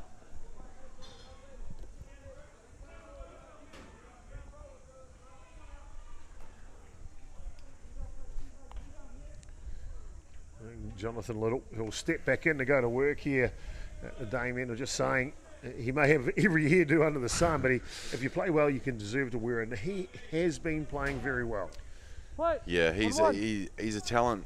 Jonathan Litter's been playing the game his whole life. Still young. As we mentioned, he was captain of the Junior Black Sox last year, and he's popped it up to centre field. And I don't think it's going to have the distance. Damon Creasy stands under it to make the play, and that will be 3 outs with 2 runners left on. So Hutt Valley unable to convert their runners on base into runs. Oh, you're all good, you're all good. And then we will go to the bottom of the 6. Wellington still leading this one, 5-4. He might not look like much in an apron, but that's John Miller, loving husband, relatively reliable plumber, and holder of the Bledisloe Cup and 2 Investec Super Rugby titles. Don't let the heels fool you. Wendy crushed 2 of the biggest names in men's tennis to go all the way at Wimbledon. Tony, one of New Zealand's most impressive multi-sport players. Try playing and taking out a rugby league grand final, a grand slam, and the New Zealand Cup all at once. Mary Adams came from nothing to take Cleveland to the playoffs. Where to next? Well, she won the New Zealand Derby with Ginger Nuts. Finally, meet Richard Sykes, a man with many loves, 80s hip-hop was Dog Bark Twain and winning, specifically, the Cup final at Wembley. Now it's your turn. TAB, now you're in the game.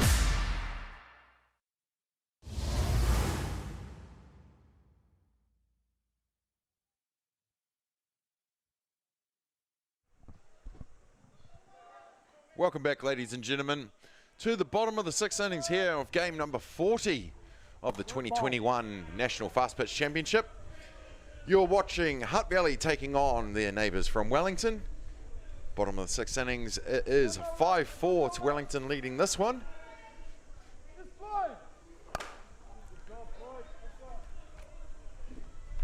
Lead off pops it up to centre field, Xavier Herrick under it. Jaden Stratford was the lead-off, who pops it up for the first out. Now Chopper, Wellington leading this one after getting their 2 runs in the last at bat. They'll be looking to add an assurance run here and put a little bit out of reach for Hutt Valley, possibly maybe saving them their last bat. Yeah, definitely. They'll go to the top of the 7th looking for 3 outs to win the ball game. And as you so rightly pointed, if they can grab squeak another run in here or 2, because I mentioned that Wellington weren't finished with scoring. I actually don't think Hutt Valley are either. So it's really important that Wellington post something. They will have right of return in the bottom of the 7th, but making it easier road by picking up a run or 2 here. Straight through the zone for strike called, 1-1 count. I was thinking of doing that thing for just playing. Nah, we're all good. Damon Creasy at bat. No, I'll check it. 40, swing. Well, they'll check it, and he didn't. So 2 balls, 1 strike on Damon Creasy. Struck out at first at bat, walked and left on base for a second. But they'll need him now. 2 balls, 1 strike. Come on, Nola! Come on, Nola! Swing. Yeah. Well, he calls the swing. Yeah, I call it swing. Damon Creasy. Okay, let's go, guys. Oh, he goes, Ron Stoddard comes down and goes, do you call that on the swing? He goes, yeah, well, you shitted him. Oh, Stoddy, he is a character, that's for sure. That's outstanding. Don't mix your words. Good He old just school. pointed at him. Yeah, you shouldn't have. Oh, wow. Well, the count now is 2-2. Fouled that away. That's definitely the second strike, that one. 2 balls, 2 strikes here on Damon Creasy. Wellington with 1 out. They're 1 run ahead in the bottom of the 6th. So Wellington still have another bat up their sleeve. No catch. No catch. Tagged him. So that will be the second out there. And that will bring to bat with 2 out the left fielder, Zach Boyd. Floyd Nola's going to be happy with his work on the mountain today. Really, I know they've scored 5 runs, Wellington, but he's kind of held them down. You know, they've only done it in 2 innings. So, pass make for the young pitcher out of Mount Albert Ramblers. Is he another Ramblers boy, is he? Another Ramblers boy. Man, just seeing some of the talent that's not even playing for Auckland today, eh? It's Come on, Nola! Come on, Nola! good. Spot, man. It's fouled away. Takes it to the 0-2 count. No balls, 2 strikes 1-2. on Zach Boyd. On deck, top of the shop, is Dante Matakatskia. He's crossed home plate twice today. Come on, bro. Come on, bro. And Wellington definitely looking for that extra run. The slower pitch there from Nola. A great day down at Rosedale Ballpark today, Damien. Of course, Saturday softball in action. Kids game starting at 9 a.m. this morning. The park was chocker with people movers and Mercedes-Benz and you name it. Everyone was here today. Still are. The park is it's bumper to bumper out there. hard to get a car park, and it's the way it should be. Oh yeah, I couldn't find one, so I just drove up on the grass. That's what happens when you got the big monster truck. When you got a Hilux, yeah, you do it. But yeah, I didn't even hesitate today. I was just like, screw it, and went down. Well, that's huge, and that's going to go in car park. Really close to one of the window screens down there, but it is, parking's been a premium. It's been fantastic. It's great. I got a chance to have a little walk around this morning. Dropped off my youngest boy playing his first game this morning at 9 o'clock. Apparently they got up and had a nice little win there. Nice. And then they had another one at 11. Haven't caught up with the result of that one. But it's good to see the kids out there and enjoying themselves. The parents, the deck chairs and cheering along. Fouled away again there from Boyd. Of course, with the NFC here using 4 diamonds at Rosedale Park, luckily they've got 18 diamonds in total to be able to cater for all of the softball here. And that's just the North Shore of Auckland. Well, any other park in around New Zealand would have, had games deferred to other grounds and mixed around, but what a setup you guys have here at Rosedale Ballpark.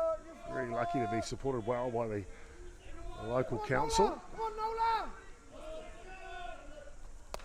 But to be fair also, Damien, after years and years of great dedication with a lot of good volunteers and all of the codes that use this facilities, obviously softball, but there's soccer, hockey, they all work together very, very closely, entwined, the 3 codes, to look after this whole facility. And soccer use it in the winter, but summer twilight soccer happens, and we use it at winter slow pitch as well. So these competitions on multiple nights of the week, trainings most nights, and mate, honestly, it's great to see the ballpark so full. Absolutely. One of those, it is a diamond that needs to be looked after, and not that a lot of the clubs around the country have the luxury of having a ground crew, but I tell you, the ground crew here, they're pretty special boys. I'm not going to say what kind of special, but they're not bad. They go all right. They go all right. Yeah, you did right. A lot of good volunteers. Grounds crew are outstanding here at Rosedale Park. The guys put in a lot of hours. First to the ballpark, last to leave. Well, except for last night. Except for last night. We were the last in the booth at the ballpark last night.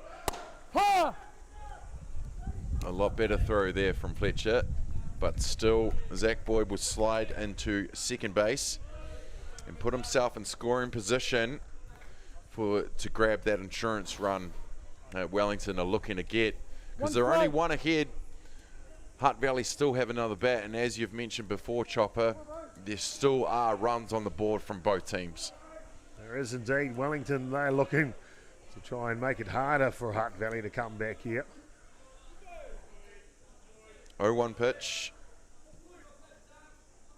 from young Nola, and that's inside for Matakate to sky it.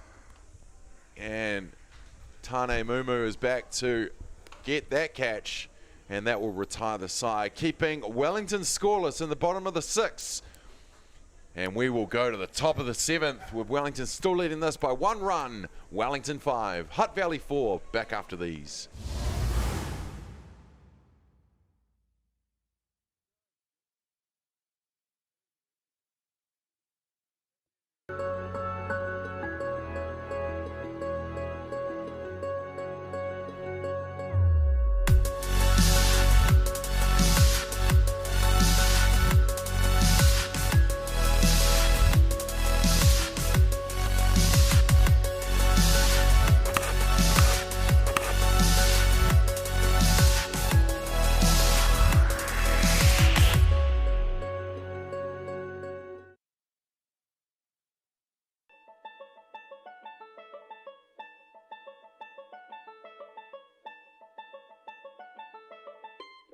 G'day, my name's Brent Mulholland. I'm the Managing Director of ELE. I guess what makes ELE quite different from others is all of our people have a technical and management skill set in the sectors that we operate. So ELE is a business, operates in the civil, transport, construction, engineering and oil and gas sectors. We have branches in Christchurch, Wellington, Auckland, Hawke's Bay and New Plymouth. And we engage approximately 500 workers on any given day. So if you're a client looking for great staff for your business, we've got people that can help. We're easy to work with, non-corporate, and we like to think we just keep it real. I'm Richard Leach from Higgins Contractors, Wellington. My role with Higgins is operations.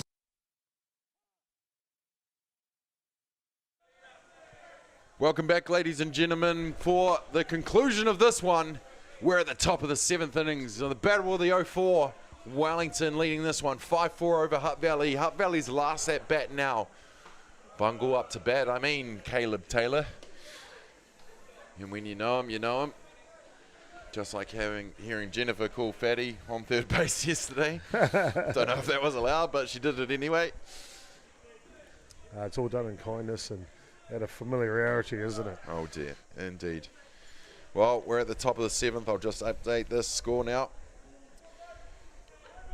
Caleb Taylor with 2 balls to his name, 1 to Makia, 2 balls, 1 strike the call. Top of the 7th, down 1 run Hutt Valley. They need to make the most of every at-bat to send Wellington back into bat. Well, they sure do. Well, if you're just joining the telecast here in the last innings, there's been an exceptional matchup between the two neighbouring associations. They've been outstanding, to be fair. Hutt Valley struck first at the top of the first innings. 3 runs they scored. Wellington answered right back with 3 in the bottom of the first innings. We march all the way to the 5th innings, and it was Wellington capitalising on a couple of errors, albeit from the shortstop, unfortunately, to pick up 2 runs there. And that's the margin that they had made in the ball game that allowed them to get the lead. Of course, Hutt Valley, had scored another run in the top of the 2nd. So it was a lead change in the bottom of the 5th. 5-4. There's only 1 run in it, Damien. And we know Hutt Valley can change that in a heartbeat. Absolutely. Well, Caleb Taylor was on first. Now Aaron Dormer is. He's the designated runner for this game. So they'll send Dormer out. He knows the job that he has on his hands at this time. He needs to get home. There's none out. They're down by 1 to force Wellington back into bat. Without it, well, they don't need to do anything because they are leading this one. Warren Stoddart coming in. He's called time. It looks like there might be a pitching change, but there's definitely a batting change because coming in to bat for Tane Mumu is number 20, Dallas Clifton. It's going to be a defensive change, right? So we see Dallas Clifton coming off the field, and it could be exactly what you just said. David Rogers has been warming up in the bullpen, but it gives him a chance to warm up Clifton as well now as he comes off the field, and he could be re-entered to pitch if required. So good move. You see Zach Boyd will come into the infield from the outfield, and they'll shuffle right to left and allow Andre Hart to enter the ball game out at right field. Gee, you have it. Marky is still on the mound, but definitely David Rogers is warming up in the background, keeping warm. And what a ball game we've got for you guys. Thank you for joining us wherever you're watching. We always take great pride in producing this game and getting it out to the masses. And we love having each and every one of you along for the ride. And what a game we've had for you today. The Battle of the 04. Still 1 run in it. None out with a runner on 1. Ball down low will be the call there. Aaron Dormer knows his job. Well, apparently there was a strike. Dallas Clifton now batting. Another one that was part of that Junior Black Sox setup. Bunt will go foul, and just like that, Clifton in the hole, 0-2. It's very important that Hutt Valley, the bare minimum they get out of this at-bat here is they get Dormer, the pinch runner, into scoring position at second base, however they do that. With 2 strikes out, 2 strikes, I should, not strikeouts, 2 strikes, I should say, on Clifton, he's going to have to do it the fun way. He's capable, the young fella. He's definitely capable. He leaves that one down in the dirt. It is, I thought that first one was a ball. So it is 2 balls, 1 strike. Hawke's Bay boys are in the house, marching down to first base. They will be the visiting team batting first against Auckland in the next match. Foul ball goes backwards. And if that was that original call, that would have been out. But they will take it to 2-2. I bet you those Hawke's Bay boys are fizzing to get on this field and take on Auckland. Jump on the spotlight, the prime seat. That's the one. Tell all the aunties and uncles back home. Check out YouTube. Sky Sport Next. Fantastic to have them in partnership with this NFC. Clifton skies it. Dormer's going to want to go back and tag up. Tough play. Very tough play. But Mata. Zach Boyd, outstanding shortstop. Yes, of course. Outstanding shortstop. But boy, that thing I couldn't. We were talking about how the wind is played havoc, not allowed the ball to go out of the yard, and a couple of hard hit balls. Well, that one, he started going backward and came and caught it almost right on Wayne Laulu's shoulder. Yeah, he definitely did. He definitely backtracked. He was in that outfield and then catching it well in the infield. Well, that will bring to bat with one out. Brock Adderwell. Brock needs to move the runner here. Just the one out. Dormer needs to get in scoring position. Whether it be 2 or 3, either way, he needs to move. Hutt Valley desperately need this one because it's their last at bat and they're down by 1.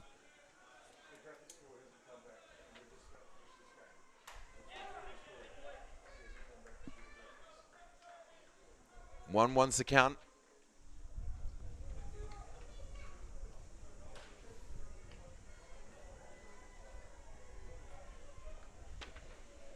You can see from that shot that the sun is setting with those shadows coming over, which makes it sure that the sun is in the eyes of a lot of the fielders.